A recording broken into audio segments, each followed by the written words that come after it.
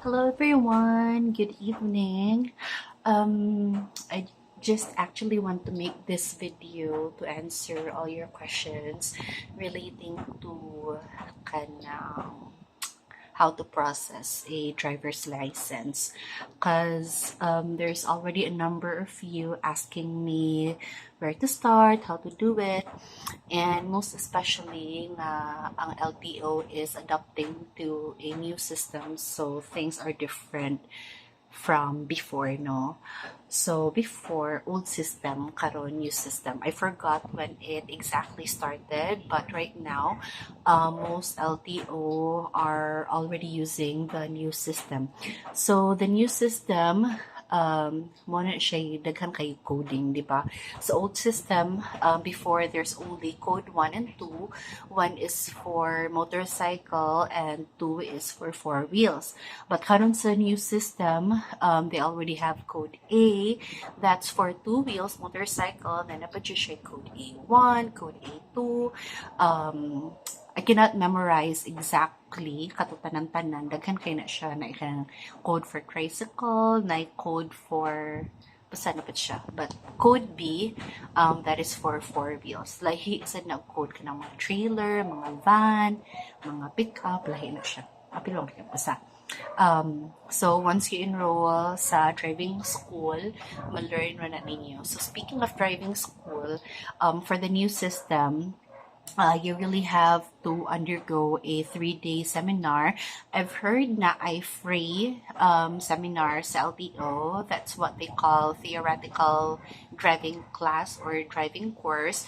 So it is a 15-hour seminar or class that is being done within 3 days. So there are 3 days nga mo attend kag TDC, that is T for Tango, D Delta, C for Charlie. So TDC, theoretical driving class. So sa driving school, I enrolled at defensive driving school. Diya, naa sila branch actually sa Mango and nasad sila sa Minglanilla. If you would like to ask how much their rate is, you better check their page because mag-change ilang rates from time to time, especially na sila yung mga promos ongoing. So it's best to message them so that they can give you their most updated rate. So going back for their TDC, they have a morning class and afternoon class. Again, that is 5 hours.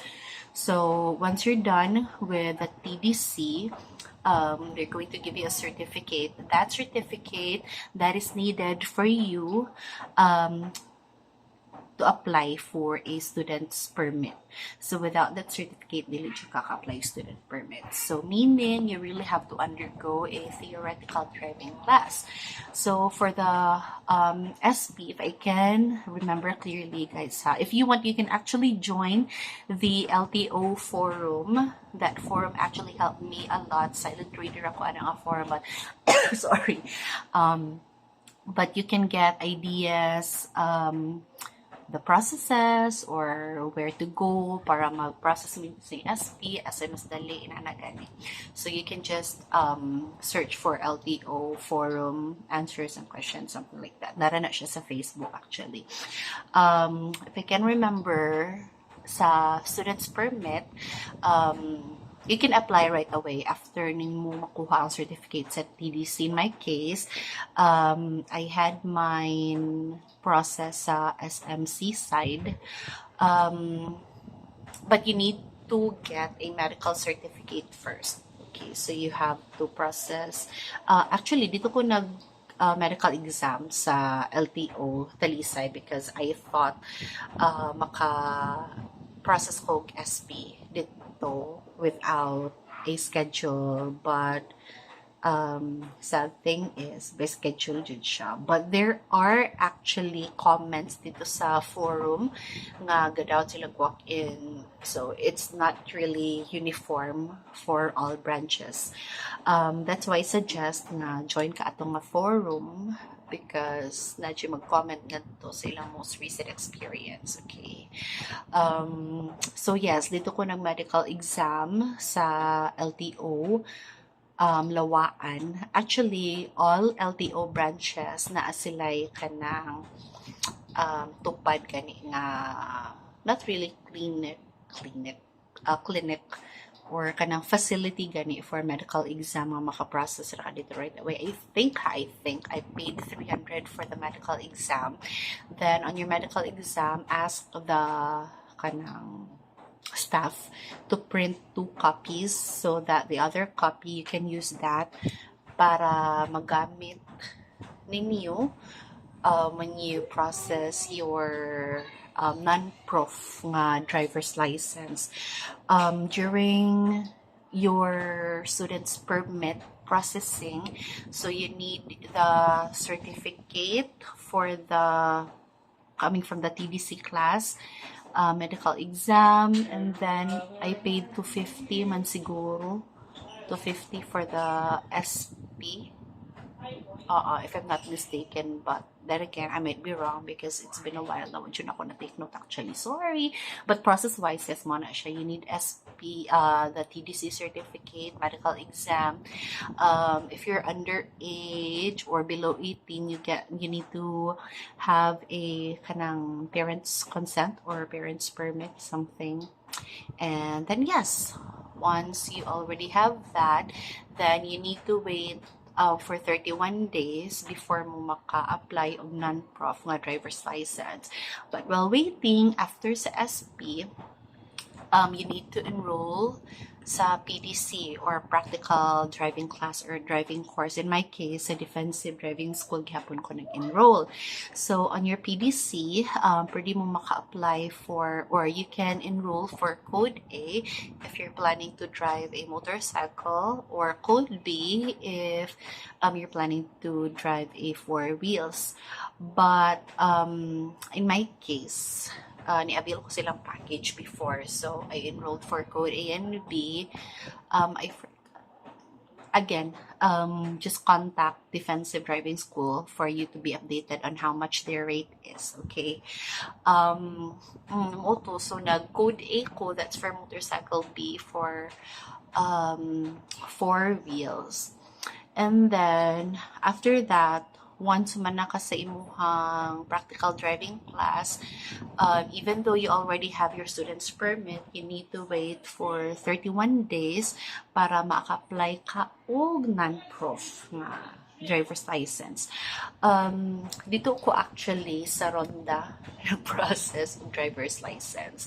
Yes, I went that far because if ari ka sa city, Talisay, Seaside, ilang schedule kay 2 weeks, or not 2 weeks, 2 months even, before ka maka-process. And I don't want to wait that long because ganahan ako mo drive, inana ko apurado. Naasa Danao actually, but you have to line up the night before because they can only process 30 kabuok nga non-prof driver's license na walk-in, inana. But I don't want to waste my time waiting, especially when ako work. So what I did, I took a leave and then I went to LTO Ronda. I left around 3:30, na-lounge ko actually. Then I arrived there mga 6 kapin, and I was like the 4th person nga naa dito nga nagkuwat. So by the time they open, I think they open 8 a.m. ang gali. Wala ra, dali ra kayo siya. So when you process your driver's license, the fee for you need to fill out a form first, basic information lang, then i-queue kanila for the computer-based exam. So for the computer-based exam, that is 60 items. Actually, during your TDC or the theoretical driving class, diha ang lessons regarding regulations, traffic rules. You'll be given a brief history regarding sa LTO, hinana. But for the exam, actually, it's best if you also review. You can go to YouTube and search for Carwahe and Car Wonder Car, something inana. Actually, naidaghang reviewer sa YouTube for LTO exam. Passing rate sa LTO exam is 48. 48. And then 100 ang payment. And after taking the exam, actually, ilang exam, you have to be very careful because na ay live camera in front nimo while taking the exam. So, dili ka pwede magkanana. Because more siya mo reset or it will invalidate your exam and you have to redo everything. So, focus on ka sa computer. You don't want to cover your face as well. Like, gibadlong gani ko nga nag-ana ako kay dapat kay more recorded siya good. So, that's why daily advisable mag-fixer. And never process your driver's license sa fixer because for the new system, it's really impossible for you to acquire a driver's license because namangod sila ka ng murag portal sa LTO where you need to register, magkuha ka client ID. Yeah, by the way, prior to processing your student's permit, you need to create an account first sa LTO portal. They'll be asking for the client ID once you process your student's permit. So going back in processing your non-prof driver's license, if kapasar ka sa exam, then you'll just need to wait actually. I don't know if pareha sa uban nga branch, but sa Ronda dali ra siya guys because gamay ra kay mo adto given nga layo siya. But if you are someone like me, dali magka-driver's license. Yes, that's the best place to go.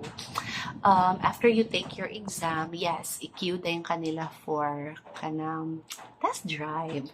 So for the test drive, if wala kay motor, if you're applying for the code A, they can have you rent a motorcycle for 250 pesos, and then I guess for the 4 wheels 500. Yeah, inanaguro. And after kapasar ka, bayad na yun ka sa processing license fee nila, 585, and makapalit si katong marag cover nila sa license for 50 pesos. Actually, when I was processing my driver's license, dito ko early morning, I finished around 2 p.m. No? Inana kadali. I mean, di siya dali, di siya easy because, you know, daghang tao, daghang talaga process. And when I was there were only 2 kabuo computers that were working. The other one is for cashier manana. And then, auto siya. After kay mana siya, na kay non-prof driver's license and plastic na siya. Na ay branches actually nga papel pa ilang ihatag. For Toledo, guys, it's best if inyo sang i-check if working in a system because I've read a lot of comments nga ang LTO Toledo kay magsige ka offline. So inana lang siya, silent reader lang siya ko atong form, so I would know kay naman gawin ang comment dito like guys, I was there at LTO Toledo, papel pa ilahay na. So you can just read the most recent comments dito for you to know the most updated kanang process or where to go for you to process your SP or driver's license. Where to siya? Then after 6 months, then you can already apply for a professional driver's license. Not siya kadali. Yeah, and again guys, kanang kailangan siya kamuagi ka tong TBC no kato 3 days seminar kasi ang certificate needed lagi na siya.